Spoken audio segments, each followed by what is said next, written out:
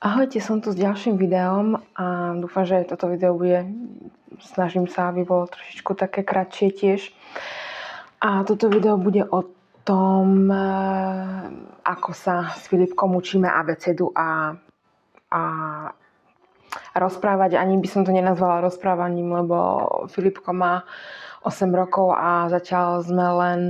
v štádiu, že vysloví abecedu a nejaké tie slabiky niektorých slov, takže ešte to není rozprávanie a neviem, že či vôbec to niekedy bude o tom, že vie povedať nejaké súvislé jedno celé slovo alebo vetu. No ale my sa učíme takou formou, že keď bol malinký, tak ja som sa ho snažila zapísať niekde na logopédiu, ale buď mi povedali, že je ešte moc malý, alebo mi povedali, že nemajú už pre neho voľný termín. Takže sme skončili na abaterapii a potom na hypoterapii, takže tieto dve terapie som vlastne sklbila dokopy. A vlastne časom som potom prišla na to, že aj to bolo takto dobré, lebo Filipko bol práve z tých detí, ktoré veľmi sa bál cudzích ľudí a cudzích priestorov a aj na tej abaterapii alebo aj s tými koníkmi. No trvalo nám asi možno 3/4 roka až rok, kým konečne začal nejak spolupracovať a poslúchať a že to neskončilo plačom každá 1 hodina. Takže som aj bola rada, že mal iba 2 učiteľky, 2 terapie a nebolo to pre ňoho zaťažujúce. S tým, že samozrejme ja som doma tiež s ním každý jeden deň, neustále s ním trénujeme a učíme sa aby proste nejak napredoval, nejak sa vyvíjal. A ja som si zo začiatku zvykla robiť s Filipkom tak, že išlo skôr o to, aby si zvykol na všelijaké možné zvuky, takže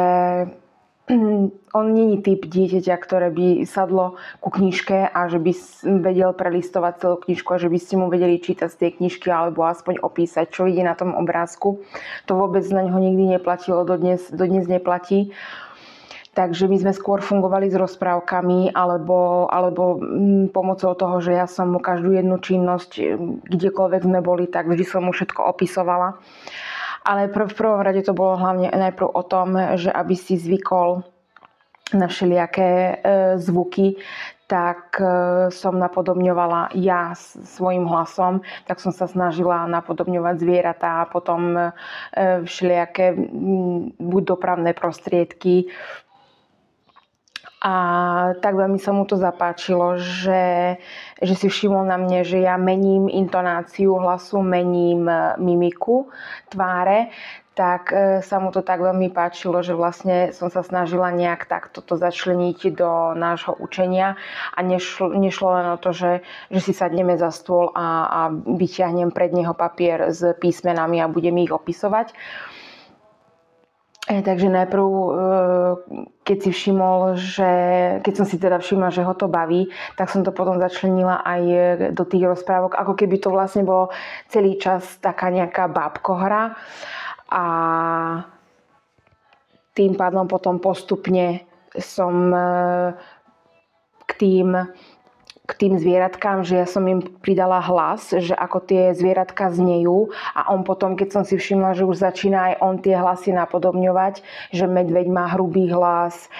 kačička má tenší hlas a potom už postupne, keď som prechádzala na tú abecedu, tak to nebolo len o tom, že má po mne opakovať A, B, C, D, E a postupne tieto písmenka, ale išlo o to, že aby to bolo nejakou takouto zábavnejšou formou. Najobľúbenejší kanál v telke je DAC TV a preto sa mi to hlavne páčilo, tie rozprávky na tom DAC TV, že oni sú pomalé, sú krátke a každá jedna tá postavička tam má asi iba maximálne dvojslabičné meno, takže bolo to aj pre ňoho jednoduchšie sa ich naučiť. A u Filipka platí to, že on sa najlepšie vie naučiť pri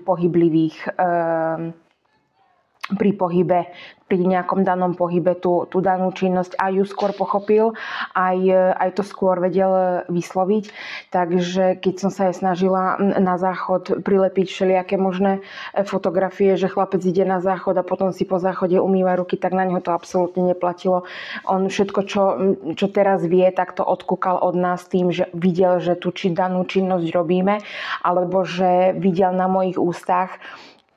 keď som mu išla nejakú slabiku povedať alebo nejaké písmeno povedať, tak som sa snažila, aby sa sústredil len na mňa, aby sa sústredil na moje ústa. Alebo niekedy nám aj pomáhalo, ak sme už boli za tým stolom, že tam sme sa hrali, tak som dala pred neho zrkadlo, aby on sám seba videl, že ako sa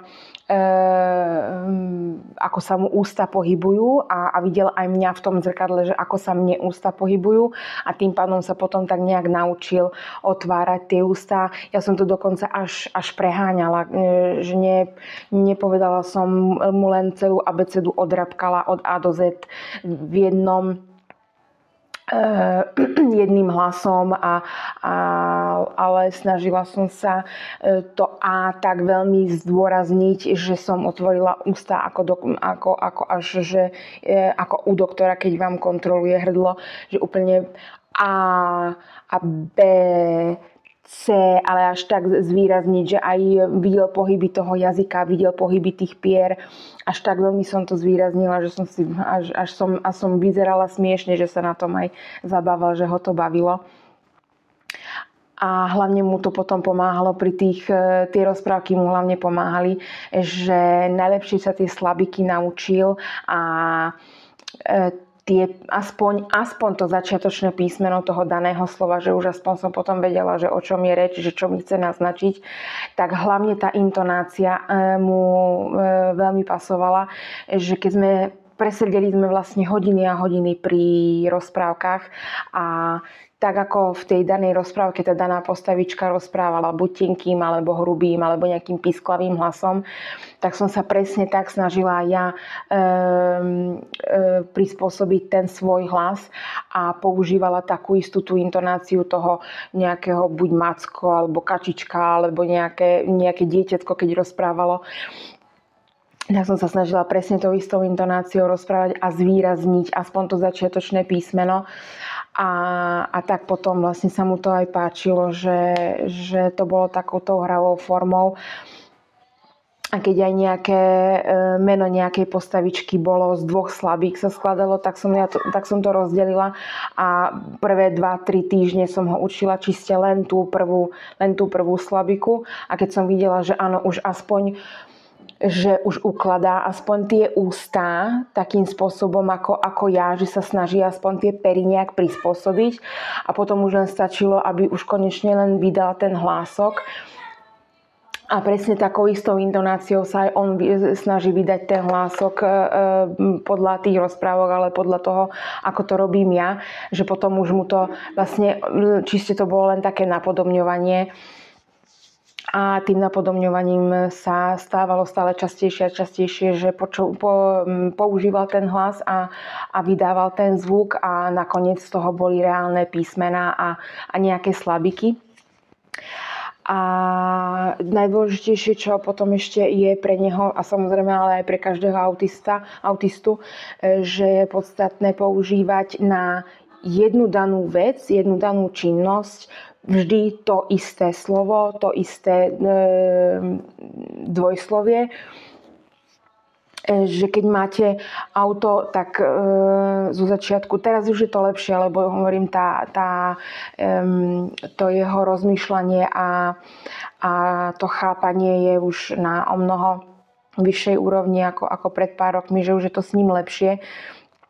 že už porozumie, tak už teraz je v podstate aj jedno, ako mu tú vetu vyskladám, keď je tam jedno to dané slovo, ktorého on sa zachytí a potom už je to lepšie na jeho pochopenie, ale úplne na začiatku som si musela dávať pozor na to, že je to auto, nie je to autíčko. Je to mama a nie mamička. Takže buď tie zdrobneniny absolútne vynechať, alebo keď aj použijete na niečo nejakú zdrobneninu, tak už len potom stále tú istú musíte používať na to isté slovo, aby z toho on nemal nejaký chaos v tej hlave. Takže aj keď boli nejaké príkazy, zákazy, rozkazy, keď som od neho niečo chcela, polož, prines, odlož, zahoď, tak vždy to boli len tie isté slova a krátke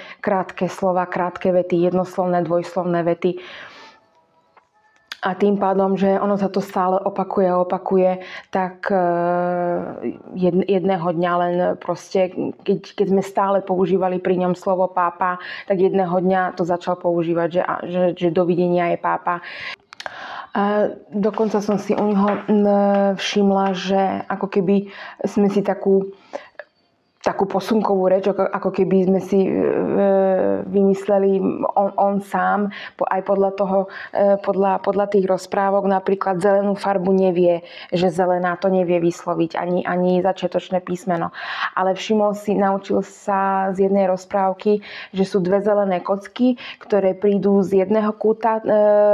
televízora, z druhého kúta televízora a oni sa v strede toho televízora, toho obrazu stretli. No a Filipko sa naučil, že toto je zelená vlastne, že dve sa stretnú, on to takto ukáže. Alebo sa potom naučil, keď sme keď s ním ideme do nejakého obchodu a sú tam tie posuvné dvere a oni sa zase otvárajú takto, tak sa naučil, že toto sú posuvné dvere. Takže niekedy nám pomáhajú aj toto, že tá reč tela sa k tomu pridala a niektoré tie slovíčka majú nejakú konkrétnu jeho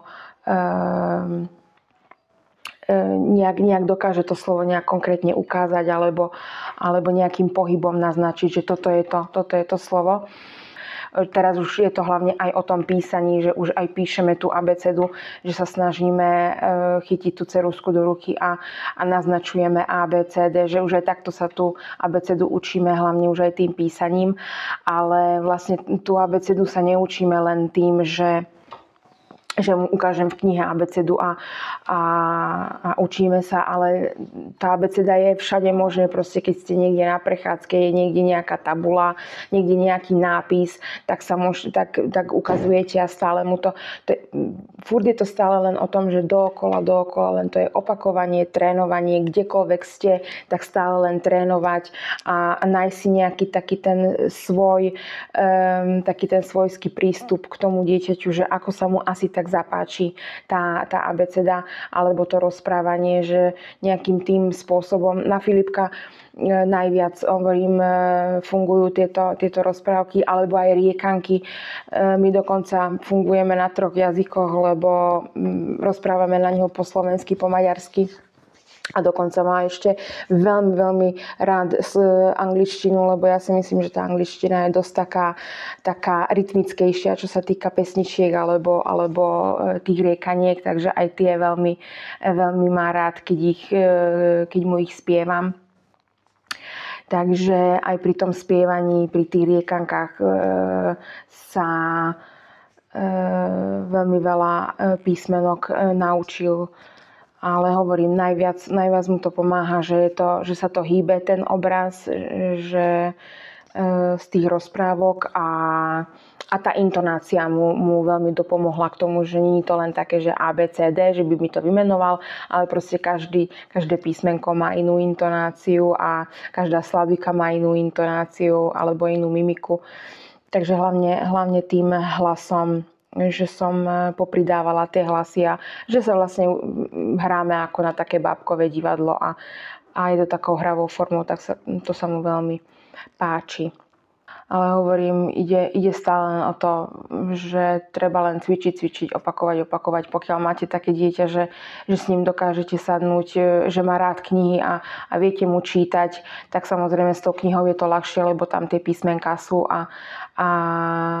viete mu ich ukázať a viete mu ich ukázať, prečítať a on sa ich potom časom naučí, ale na Filipka toto absolútne neplatilo, takže som musela vyskúšať nejakú inú formu a to, že sa nejaký obrázok hýbe, to bolo pre ňoho základ, že ten obrázok sa hýbe, že je to pohyblivé. A o mnoho rýchlejšie mu to vošlo do tej hlavy, že to bolo pre ňoho jednoduchšie. Takže toľko iba. Nebudem to predĺžovať. Takže sa majte a dávajte pozor na seba. Ahojte.